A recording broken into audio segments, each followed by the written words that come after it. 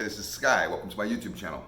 Do you have a motto, a personal motto, like a phrase that kind of states the way that you live your life, how you run your program? My motto is, where there's a will, there's a way. And with my motorcycle shop, Sinister City Motorcycles, we build custom motorcycles, and we've used that motto for our shop, just because it kind of felt right. Every business has to have a motto in order to promote themselves, in order to advertise themselves properly. I like to be a positive person. I look at life as a challenge. I look at life as hard, as a struggle, but one that can be one that can be overcome, struggle that can be overcome. We're not doomed. I mean, if we were, you'd just kill yourself, right? What would be the point? You see people around you that survive and struggle and go through amazing hardships, and they survive them, and they end up living amazing lives afterwards. If that next person can do it, I can do it. You know, I have hope. That's one of the undercurrents of my persona, of who I am as a person. Is I always have hope. Hope for better. Hope for a better life. For a better society. I'm an idealist. I think that it is possible for us to live an ideal lifestyle, for us to be ideal people, for us to have an ideal world. I think that's possible. Of course, it takes a lot of work. It may not happen overnight. It may not happen in my lifetime. But I think it's something that's worth striving for, even if it's never attained. In fact, I believe that it's important to stay positive and to have hope and to always look on the brighter side of life, as Monty Python sang about. You know, it's funny to me because I meet people that are annoyed by being positive, right? Maybe you're this way, but maybe you're not. Maybe you've seen people that are like this. There are people out there who get upset when they hear a positive message. These are the types that when they scroll through their Facebook feed on their phone and they see a motivational quote that one of their buddies posts, they get all pissy about it. These are the type of people that when they see somebody else that's happy, that's really happy, see another man that's just happy as shit, smile on his face, chest out, chin high, he's smiling at people, and how you doing? And he's just having a great day. Maybe he's just having a great life. Maybe this guy's just got a really good outlook on the world, who knows? But when you see someone like that, there's a certain type of person that just gets annoyed with that. They instantly get this weird knee-jerk reaction, like, fuck that motherfucker. What's he so happy about? Fucking weirdo. They start making comments about the person's sexuality, right? Gender preference, that kind of stuff. Calling them gay. As if we all have to be this Clint Eastwood kind of character. You know, Clint Eastwood in his cowboy movies was always rather pissed off. You don't see Clint Eastwood smile. I don't think you see Clint Eastwood smile in any of his movies. I can't think of a single one. And that's kind of like his tough guy persona. Some people think that being tough is about being angry, having a scowl on your face.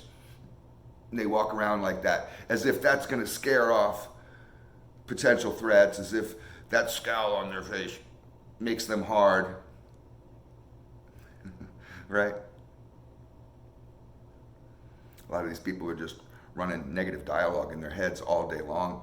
I mean, there's some people that just turn everything negative because it ends up being a filter. And when you practice negativity all the time, you know what I mean? When you're thinking about negative thoughts, when you allow that negative snowball to just tumble down that hill, it grows and grows and becomes stronger and stronger, and it eventually becomes the dominant part of your brain.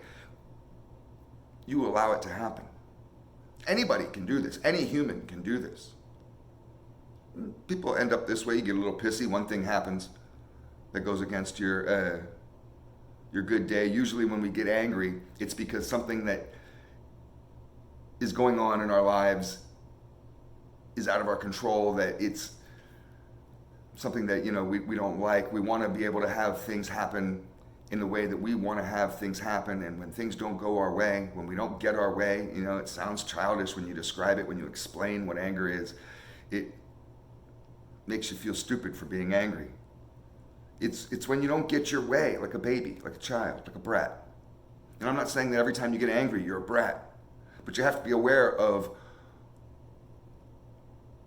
your emotions and how intense they get and who's regulating that. Are you regulating your emotions?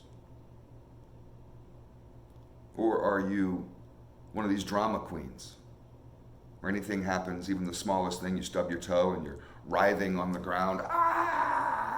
Something bad happens, you're a little bit late, for an appointment, or you get stopped at a stoplight when you wanted to make it across town faster, and you're just like, people do this. They get they're just triggered for extreme emotion, and these are usually the types that can't control themselves. They're not making a choice to control the dialogue inside their mind. They allow that, oh no, that little brat, that little baby who reacts. We all have that voice inside of us. It's just stronger for some people than it is for others. And you know what that voice is? That voice is a biological kind of evolutionary thing. I mean, you need to be able to have that startled response in there somewhere to kick in order to save you from danger and that kind of stuff. Save you from being eaten by lions or whatever. To know when to run, to know when to fight, these types of things. That's biological. But it's worth being controlled. We're not living in the goddamn jungle. At least I'm not. But sometimes I walk around as if I am. And I have to catch that. And that's all. This is negativity. All this is on that negative side. It's allowing that negative plant to grow. What we focus on grows. It's like when you're driving, and your driving instructor may have taught you this when you were taking driver's ed in high school. That's where we used to do it when I was 16. And I don't even know if kids take driver's ed anymore. I'm assuming they do. I feel like an old man. But they teach you this when it's just simple physics. When you're driving down the road, I ride a motorcycle, but it works in your car too. If you're focusing on somebody on the sidewalk, you take your eye, usually you track ahead of you when you're driving, right? A couple car lengths, a tractor trailer length or so, maybe longer. You're not looking right down at the road. You're looking out, forward, where you're going. You look over to the side of the road for too long. Not only do you lose your path on your track being in your lanes, because most roads these days aren't perfectly straight, right? But you will automatically, without even really realizing it, go towards what you look at. We gravitate towards what we focus on. That's why it's important when you're driving to look down those lanes as they converge. The straight lanes, if you look far enough, they look, it's an optical illusion, they look like they converge. It's important to look as far ahead of you as possible. It's important when you're on a motorcycle to go through a turn and to look through the turn so you can see where you're going. The second you deviate from that path, from looking forward, you start veering off course, I should say. So it's an important analogy, I think, because when we focus too much on negativity and take our focus off of moving forward, and moving forward is being open, because you don't know what's going to happen in this world. I mean, most people don't. We're not psychics. And you start looking on this path of negativity, which is based in fear. See, you have to understand what negativity is. There's only two emotions that exist. Only two. All other emotions, if you were to put those at the top, two emotions at the top, all other emotions branch off from them. So you can take any emotion, name any emotion that exists, any emotion, and you can draw it to either love or fear. All emotion goes back to either love or fear. Negativity is fear. Anger is fear. Rage is fear. Calmness is love.